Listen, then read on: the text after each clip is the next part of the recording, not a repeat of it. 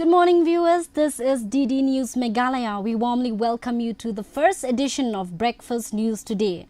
We hope you're ready to begin your day with the latest headlines. Grab a cup of tea or coffee as we bring you the top stories this morning. Welcome to Breakfast News. Before we begin, let's take a look at the headlines.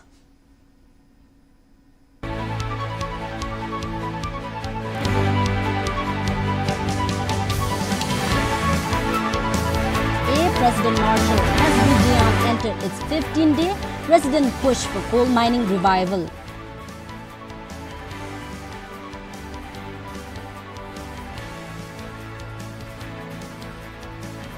Meghalaya set for a major infrastructure boost, state to get 4 new national highway projects worth rupees 3,214 crore.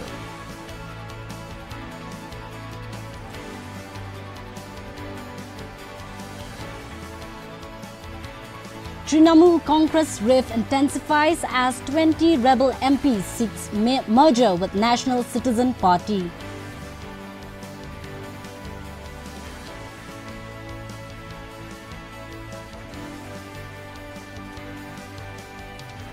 PM Modi, Macron launch Bharat Innovates in Nice, hold bilateral talks on strategic partnerships.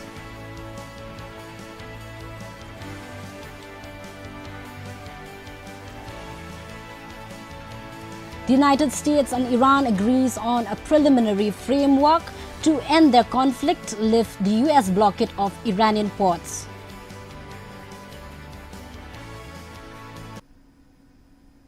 Now let us take a look at the local news.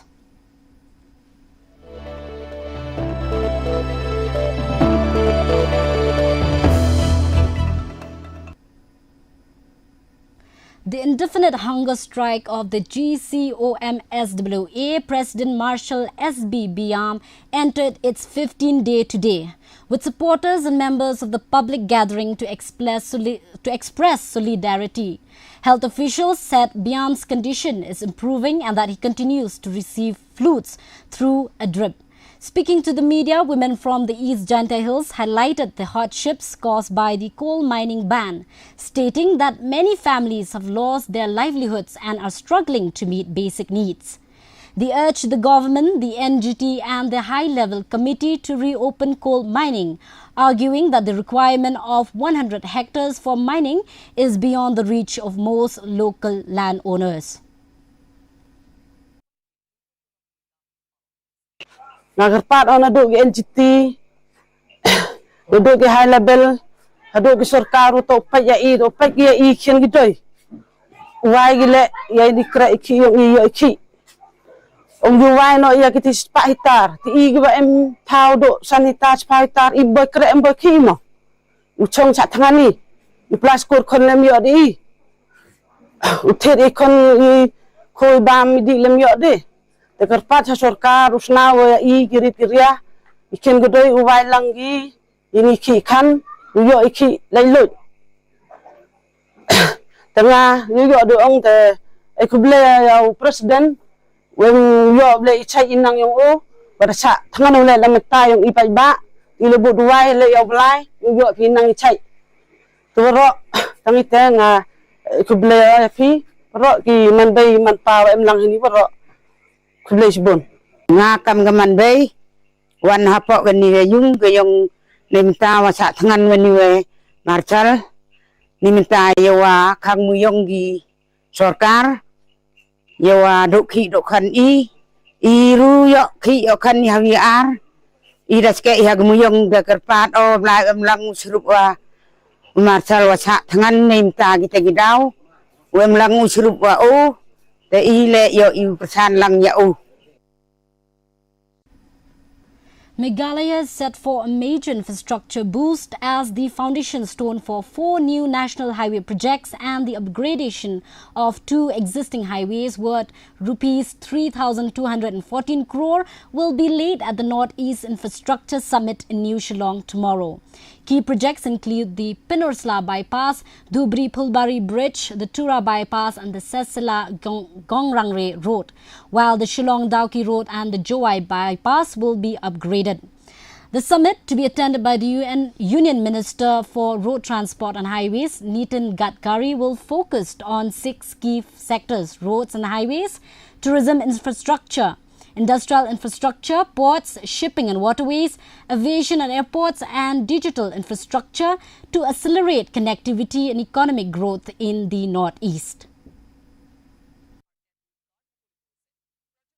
Meghalaya and the Northeast have seen remarkable progress in recent years, driven by strong government initiatives and improved connectivity through expanding road networks, modern airports, and growing global linkages under the Act East policy.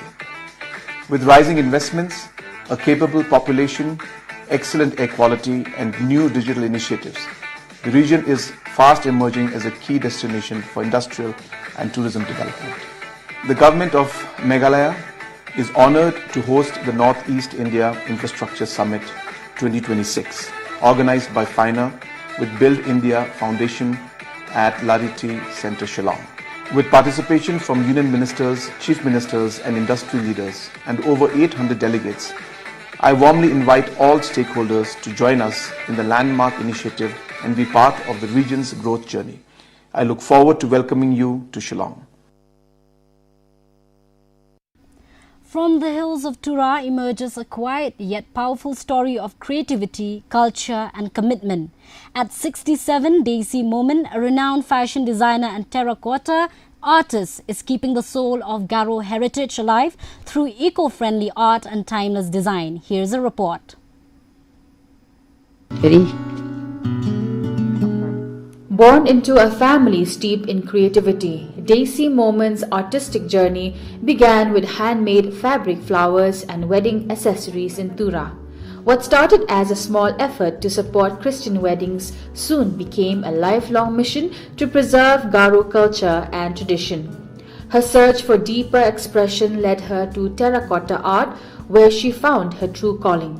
From sculptural forms and bonsai pots to terracotta neckpieces inspired by nature, Daisy work reflects the spirit of the Garo Hills, rooted in tradition yet contemporary in style.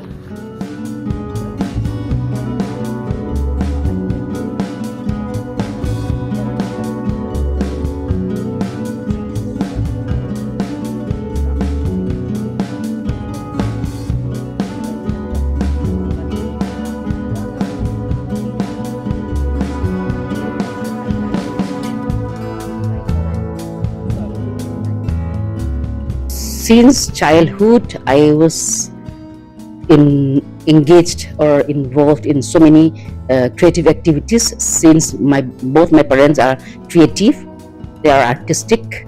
At first, when I was younger, I was doing some wedding accessories for Christian wedding because those days the accessories for the Christian weddings were not available here in Tura.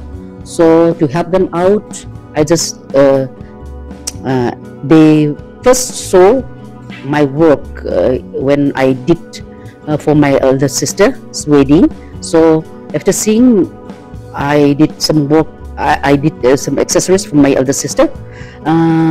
These orders came in pouring, so I had to cater to them because at least they don't have to go to Shillong or Guwahati to buy those wedding accessories.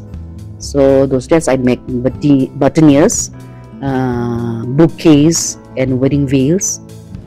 Blending natural fibers with modern aesthetics, Daisy collaborates with local weavers and experiments with traditional materials like ampak, a Garo carpet made from tree bark. She has also crafted innovative creations such as bottle gourd lamps, charcoal jewelry, and eco-friendly accessories, reinforcing her commitment to sustainability.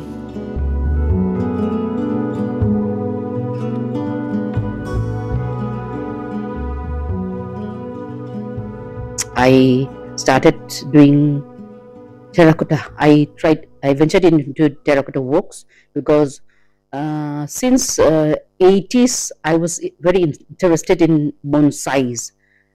So those days bonsai pots weren't available in Tura. So I thought that I'll have to make some pots for my bonsais.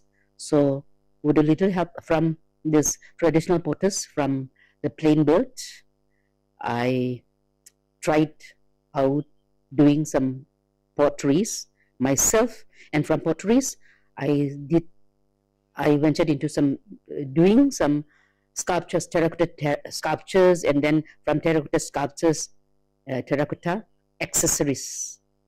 So that is how all my venture after venture I tried out, but they are all accidental. I don't have in mind that I'll be doing this or I'll be doing that. That all came accidentally, I think. In 1998, her distinctive approach earned her the NIFT National Award for Excellence in Fashion Designing, an achievement she says came unexpectedly but recognized her originality and use of traditional motifs. After retiring as a lady supervisor from the Social Welfare Department in 2017, Daisy devoted herself full-time to her art. She believes that caring for culture has given her strength, joy, and recognition.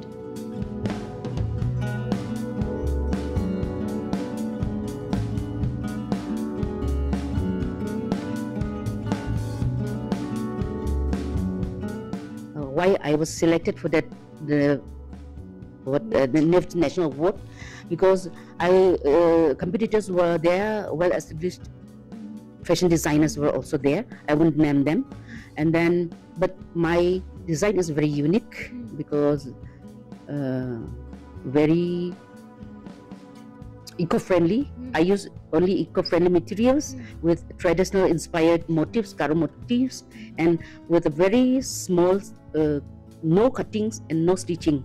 So everything is simple. That is why my creations are selected. Through her work, Daisy continues to inspire the younger generation, urging them to value their roots, stay original, and preserve Garo traditions through creative expression. Daisy Moments' journey is more than art, it is a celebration of identity, sustainability, and heritage. A reminder that when tradition meets passion, culture not only survives, it thrives.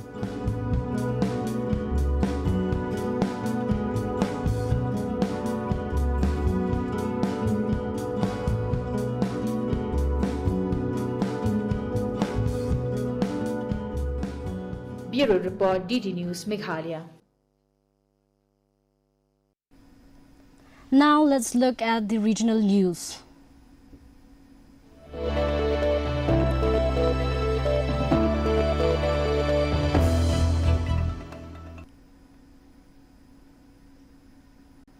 The India Meteorological Department has forecast heavy to very heavy rainfall over Assam, Meghalaya, Arunachal Pradesh, Sikkim and sub-Himalayan West Bengal over the next week. The IMD said conditions remain favourable for further advance of the southwest monsoon across several parts of the country in the coming days. It has also issued warnings for thunderstorms, gusty winds and heat wave conditions in some regions.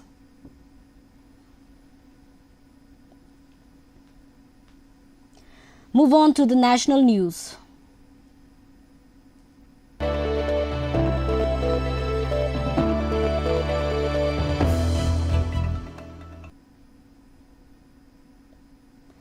The internal tussle in the Trinamool Congress intensified as rebel MPs including Kakuli Ghosh Dastidar, Sayoni Ghosh, Mala Roy and Satabdi Roy meet Om Birla at his residence in New Delhi. The meeting came after the group reportedly met Union Minister Bhupendar Yadav.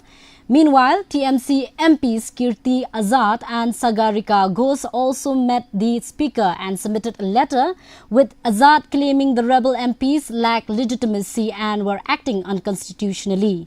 Separately, TMC leader Abhishek Banerjee wrote to the speaker urging him to recognize the Trinamool Congress as a single political party represented only through its authorized leader and whip, and not accord recognition to any separate faction. AITC से चुने हुए सांसद थे। AITC से हमारा जो नाराजगी है वो बताए, अलग से बैठने का मांग की और हम लोग कहा कि हम मर्ज कर रहे हैं, हम जो AITC के हैं ये पार्टी हम मर्ज कर रहे हैं नेशनलिस्ट सिटीजन पार्टी। AITC से चुने हुए 20 सांसद स्पीकर साहब से मिलकर अलग बैठने का चिट्ठी दिया और ये 20 सांसद जो हमारे कुल मिला के जितने हैं उसमें से 2/3 से ज्यादा है। हम ये जो जुट appeal nationalist party of India से, उसके बाद क्या होगा, हम काम करेंगे राष्ट्र के लिए और प्रधानमंत्री के नेतृत्व में NDA के साथ हम लोग काम करेंगे। And now the international news.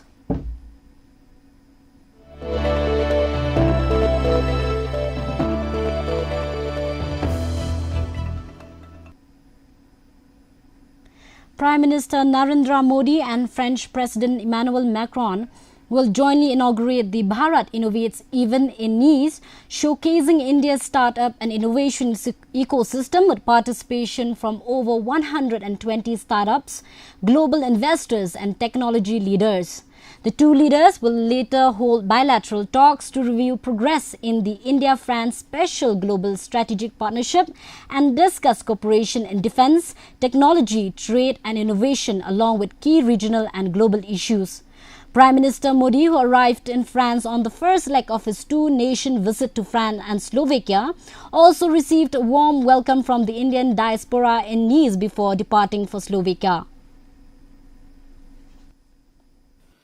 Today, Prime Minister began his official engagements with participation in Bharat Innovates 2026, which he inaugurated jointly with President Macron.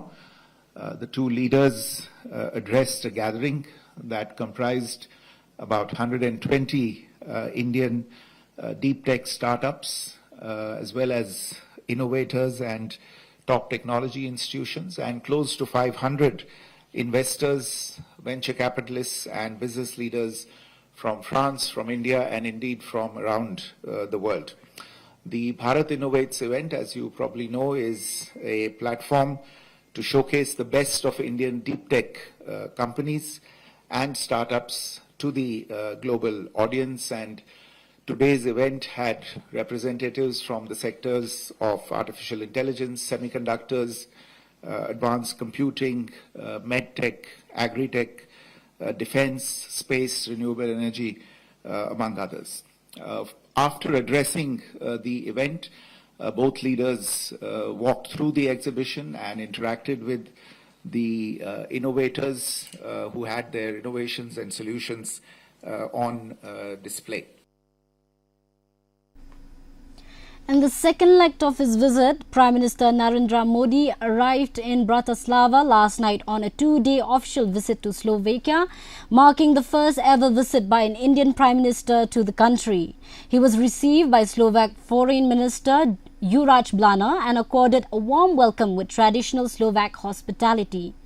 Members of the Indian diaspora gathered in Bratislava to greet the Prime Minister, while musicians from the Luknisha ensemble performed Vande Mataram on his arrival. Prime Minister Modi is scheduled to receive a ceremonial welcome today as part of his historic visit.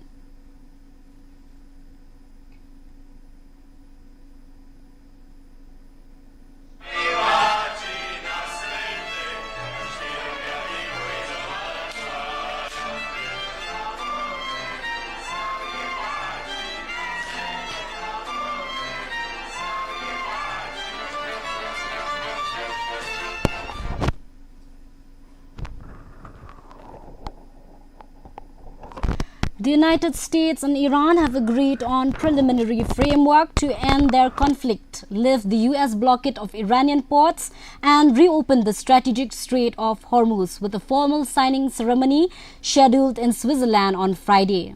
US President Donald Trump announced that the deal was complete, while Pakistan, which mediated the talks, said the agreement includes an end to military operations across all fronts. Iranian officials confirm a framework had been reached but said key issues, including Iran's nuclear program and sanctions relief, would be addressed during a 60-day period of further negotiations. The announcement triggered a sharp fall in global oil prices and boosted financial markets amid hopes of reduced tensions in the Middle East.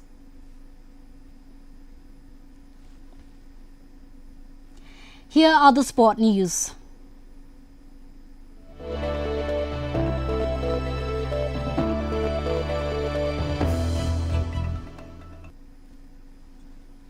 India women's national cricket team began their ICC Women's T20 World Cup campaign in style, defeating Pakistan women's national cricket team by 64 runs at Edgbaston, Birmingham. Chasing 171, Pakistan was bowled out for 106, with Deepti Sharma starring with a brilliant 5-wicket haul, including the last 3 wickets and 5 balls, while Shri Sharani claimed 3 wickets. Earlier, Smriti Mandhana top scored with a half century and Richa Ghosh provided a late flourish to help India post 170. The victory extended India's dominant record over Pakistan in Women's World Cup contests and gave them a winning start to the quest for a maiden Women's T20 World Cup title. Germany national football team began their 2026 FIFA World Cup campaign with a commanding 7-1 victory over tournament debutants Curaçao national football team in a Group E clash in Houston. Germany took an early lead through Felix Mecha before Levano Comencia scored Curaçao's first ever FIFA World Cup goal to level the match. However, goals from Nikos Schlotterberg, Kai Havertz, Jamal Musiala and Nathaniel Brown and Denny Undav sealed an emphatic win for the 2014 champions. The match played before a crowd of over 68,000 fans marked the opening World Cup fixture at Houston Stadium. Zane, in terms of the temperature, around 20 degrees. So many big international football matches as well. Talk about a decorated set right now, but I'm going to a lot of credit. Later in Philadelphia in this group, Floranus likewise.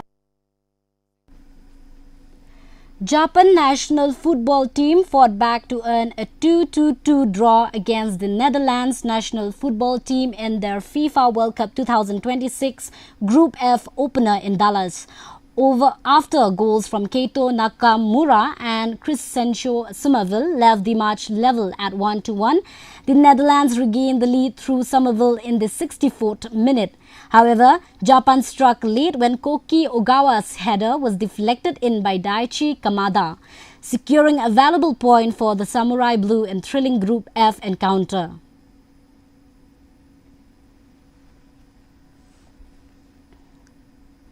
Nakamura's ball. And in possession, Cody Gakpo along with Gravenberch and Van Dijk. He's got the free kick there for the Gravenberch's ball in. That's a good header. It's Virgil van Dijk for the Netherlands who lead in Dallas.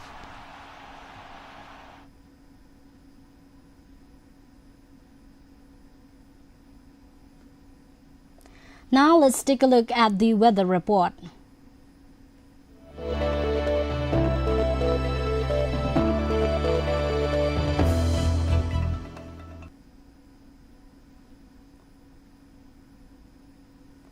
First, let's take a look at the weather report in Tura. Minimum temperature 23 degrees Celsius, maximum temperature 28 degrees Celsius.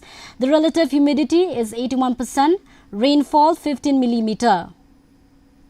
Moving on to the Shillong.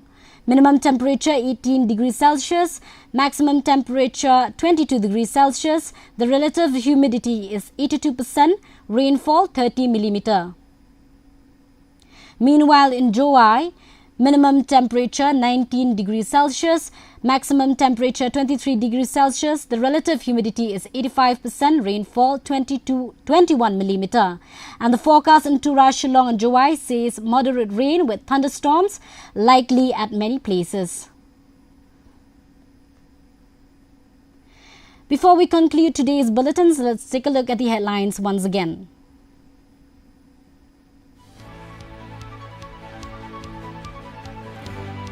The indefinite hunger strike of the GCOMSWA, President Marshal SB Biam, entered its 15 days. Residents push for coal mining revival.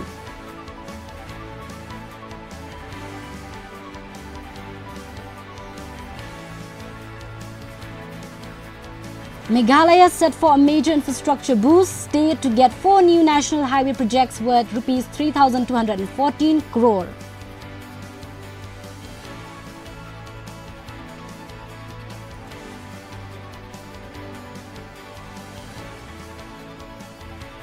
Trinamool Congress rift intensifies as 20 rebel MPs seeks merger with National Citizen Party.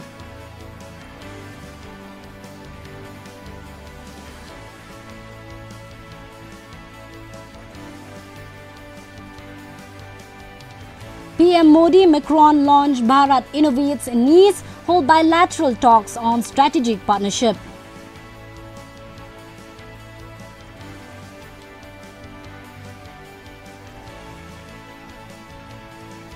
The United States and Iran agrees on a preliminary framework to end the conflict, lift the US blockade of Iranian ports.